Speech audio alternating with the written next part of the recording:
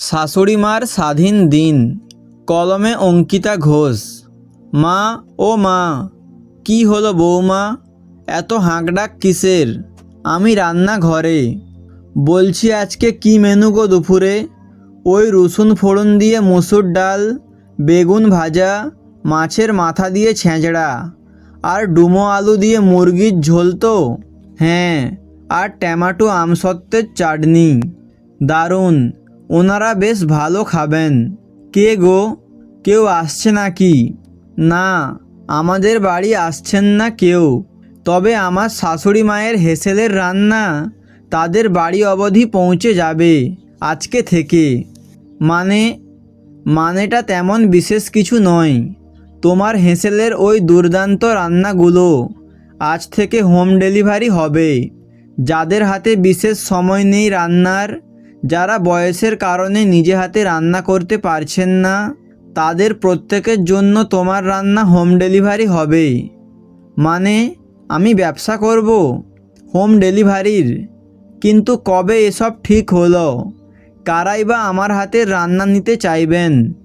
তুমি সেদিন যখন দুঃখ করে বলেছিলে তোমার নিজের কোনো স্বাধীন আয় নেই, তুমি নাকি আমাদের ওপর ভরসা করে থাকো, সেই দিনই আমরা ঠিক করি তুমি ব্যবসা করবে।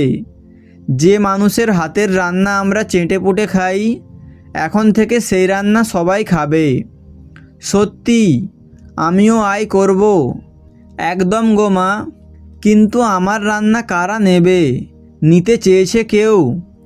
সোশ্যাল মিডিয়ায় তোমার ছেলে অ্যাড দিয়েছিল, তোমার রান্নার ছবি দিয়ে সবাইকে জানানো হয়েছে।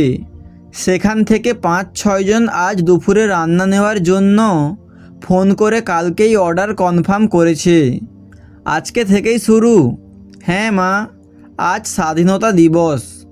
আজকের থেকে শুভ দিন কি কিছু হতে পারে স্বাধীনভাবে কিছু শুরু করার? বলো, আমি পারবো বল? নিশ্চয়ই পারবে মা। তোমার ছেলে এক্ষুনি বাজারে যাবে, সব লিস্ট করে দাও গো। এই তো দিচ্ছি লিস্ট করে। ও বৌমা, আমার যে কি আনন্দ হচ্ছে তোমায় বলে বোঝাতে পারবো না।